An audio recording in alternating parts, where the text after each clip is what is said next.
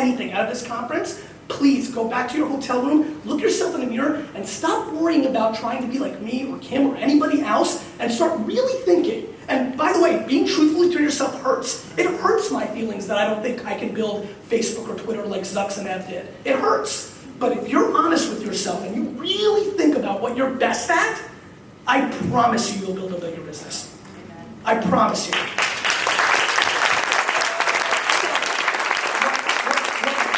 The one thing that I have that I think takes me to the moon is I can taste it.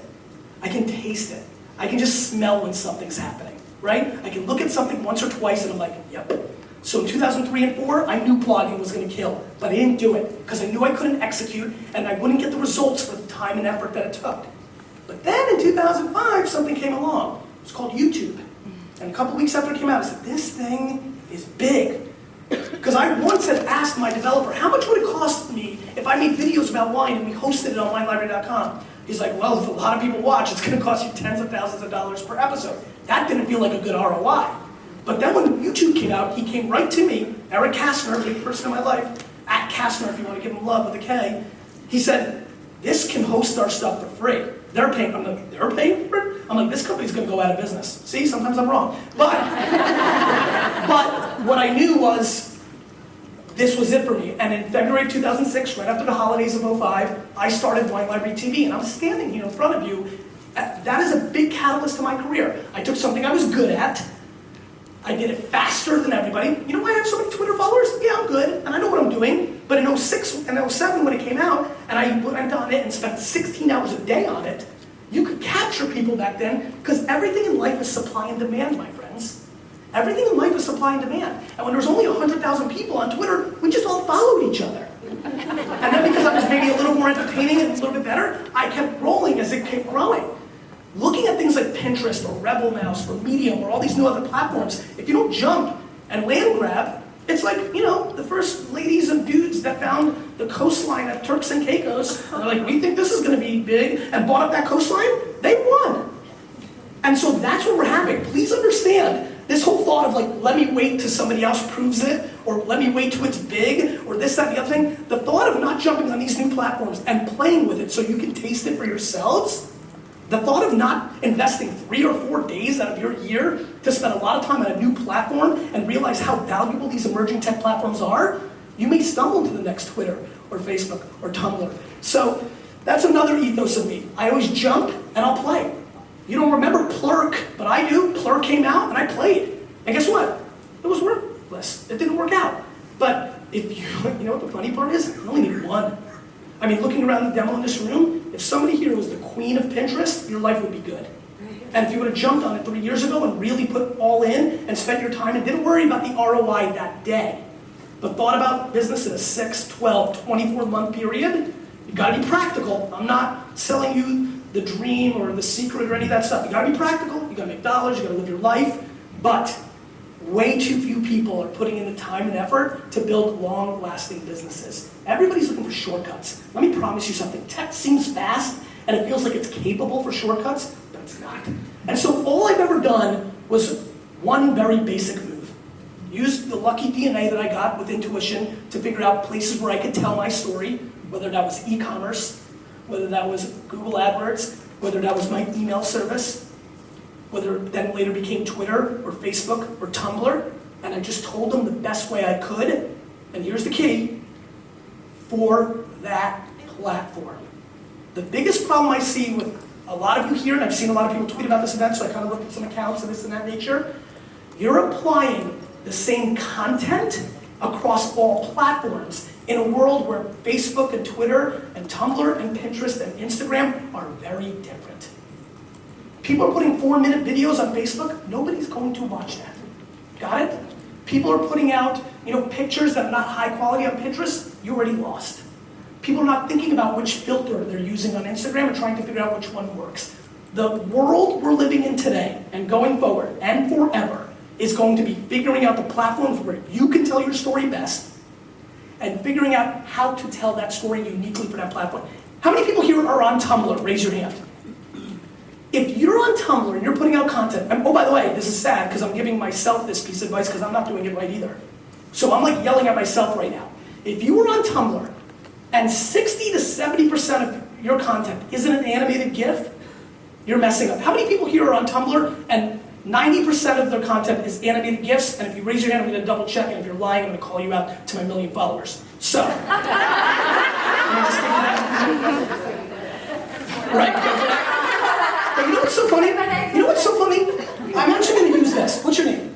Elizabeth. Elizabeth, which is my sister and wife's name, so we're already friendly. Elizabeth, listen, super interesting to me. How many people saw my Inc. 500 keynote? Raise your hand. So only about 12 of you, that hurts, but that's fine. In my Inc. 500 keynote, I talk about when you play Twitter, you've got to stop acting like a 19-year-old dude and trying to close on the first move, right? Everybody on Twitter is just blasting. Blast, come to my conference, buy my wine, blasting. To me, it's context. It's what I was just talking about with small town rules. Build up equity. The title of my next book, breaking news, except for some of you who really are paying attention because I flirted it here and there, is jab, jab, jab, jab, jab, jab, right hook. Right? That's the title of my next book. That's what I believe should be happening in social. You need to create as much context at scale, and then when you go for your ask, why did so many of you come to here? Either my equity, your equity, right? There was context. It wasn't you landed on some banner ad, maybe 1 or 2 of you, but you had context to why you should be here. And that's how things sell. And so the funny thing to me is that we're living in this very substantial culture shift, and the way we're playing it is wrong. If you're not spending 70 to 80% of your content on Tumblr and it being an animated GIF, you're not doing the right kind of content for the platform. And so I think about this stuff all the time. This is all I care about. The only thing in the world I care about is, can you create enough context for people? If you're not on twitter.com/search every single day and spending a minimum, no matter what you do, I don't care, an hour a day, 2 hours a day on twitter.com/search and searching every person that mentioned you or the things you do for a living, social media, this and that, wine, dresses, I don't care what you sell. If you're not on twitter.com/search and you're in this room and you do what you're doing for a living in the context of this event, and you're not spending an hour, minimum an hour, just like working out will keep you alive, if you want to be successful, twitter.com/search, watching people talking, and then just engage with them. Don't tell them about your conference. Don't tell them about the service you're selling. Just build a damn relationship. I promise you, you will crush Twitter 80 times more than you ever did before. But the problem is, and I looked, because I watched a lot of you replying to Kim, and look, I'm telling you, this hurts. Most of you just aren't. Because what happens is, when you're a marketer, you're just defaulting to about you. And the whole game right now is about them. It just is. And that's where the opportunity lies. Create context so that when you go for your right hook, you land. You know what happens when you throw 45 straight right hooks in boxing? You miss them all. Because the person knows it's coming. And the way a lot of you are marketing on social right now is just that. So, all we really care about, and what I'd love to answer questions about, and I'd love you to get detailed into your whole thing, is can we land our punches? You've got something to sell. You know, the bottom line is we could all do better. I would sell twice as many books if I jabbed better. Kim would have 200 more people. 5, well, I know you capped it, but like whatever it was, no matter what the number was, you could have had more if you jabbed better. If you set it up, you win more. And we're living in a world, and you all know this, where the bullshit radar of the consumer has never been better. You guys are cynical. You know it because you're smart. Especially as marketers, things like that, you really look for it. We've been marketed to more than ever before. Going back to one last point, and I'll open it up. Because we're connected to more people than ever before, because of Facebook and Twitter, and by the way, if they go away, there'll be something to replace it, and you'll be there, and all your friends and acquaintances will be there too.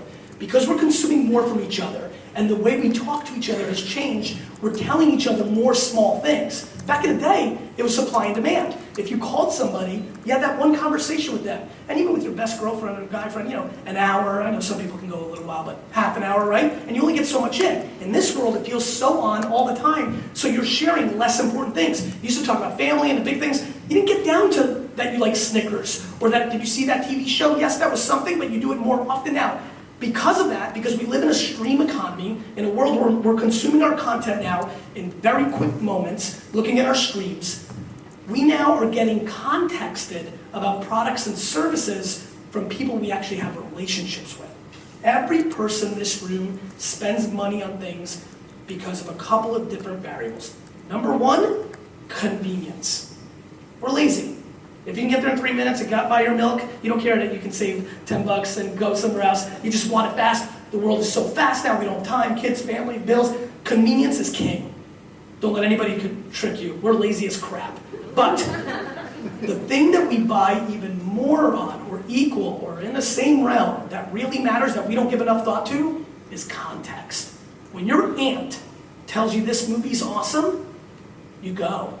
When your best friend that knows a lot about wine tells you this Pinot Grigio's delicious, you buy. And when your buddy says that service or conference or speaker or book suck, you don't buy. And so what we're seeing, my friends, is context at scale. You now know so much more about your friends and acquaintances than you ever did before because of the way the world is mapped. It's similar to back in the day. And the game for you to figure out, I don't care what you do. I really could care less. I mean, I care because I like you, but you know what I mean. Theoretically, in business, I don't mind what you sell. A, it's got to be good. No matter how great at storytelling you are and telling it right and reaching the most people, if your product sucks crap, you lost. So A, it's got to be good. But good is a funny thing, isn't it? There's good enough for 100 customers. There's good enough for 1,000. There's good enough if you're Apple, right? So there's customers. No doubt is there customers for what you do. Storytelling in the proper places that have the most efficient return on your investment, that's the game. What's happening is there's a lot of smart people in here who do SEM and SEO and all these other things. There's another phenomenon that people are not talking about. As we become more cynical, a lot of the platforms that we all used to sell stuff for the last 10, 5, 7, 15, 20 years, they're diluting in quality. How many people here, DVR or TiVo, the far majority of the shows that they watch on TV that are not live, please raise your hand. Oh, weird, almost everybody. Just curious, of almost everybody in this room, how many of you in 2012 of those shows have fast-forwarded every single commercial? Raise your hand. Oh, weird, all of you. Meanwhile, all my clients are spending tens of millions of dollars producing them and trying to shove them down your throat, and you're not even seeing it. Banner ads. Who here is clicking banner ads left and right because they just can't wait to see what the offer is behind that banner ad? That's what I thought. But if you look back at 1994, 5, 6, the click-through ratio on banner ads were quite high. Now banner ads are 0.06 and you're a hero. How are you a hero? I mean, listen, baseball's one thing. You got 300, you go to Hall of Fame. 0.06 and you're in a Hall of Fame now for banner ads. I mean, we're in a place where that doesn't work. How about email? Remember how much you loved email 15 years ago? Let me take you back to a place. Let me take you back to a place where you loved email so much. Do you remember some of you might have had kids go to college at that time? You couldn't believe you could keep in touch with them. It didn't cost you anything. I remember when I first saw email, I'm like, fuck, I need to send as many emails as possible because they're going to charge for this shit one day. I mean, we loved it. We loved email so much that they made movies about email. You've got mail. We loved it. You got mail. You were pumped. Remember that? Just curious. Who here loves email now? Because here's what I know more than anything in the world, because I'm a proud one myself, marketers ruin everything. That's what we do. If you were signed up or had ever been signed up for Guild Group, Living Social, or Guild Group, please raise your hand. Weird, almost everybody. Just curious, how do you feel about those services today? You delete them on impact. You don't give a crap if they're offering you $1 million home for 10 bucks. You're like, spam shit. Right? You know why? Because they ruined it. They pounded you with so much stuff that you didn't need, your brain shut it off. And watching a lot of people in this room, sorry, but I did it. The stuff that you're putting out on social is going to be shut out. And you're not even creating context first to have permission to sell it. My book became a New York Times bestseller day one because I guilted everybody into buying it. Let me say it again. I competed against tons of people, and my book over-indexed it, stunned the publishing world. No TV, I wasn't on shows, nothing happened, I didn't have an email list to blast, nothing. I went to my social channels and I said it's out. And because of all the hard work of creating context for people for 2 and 3 years, not only did people buy one copy, because I answered their wine. You know what it feels like to answer what wine goes with fish 60,000 times?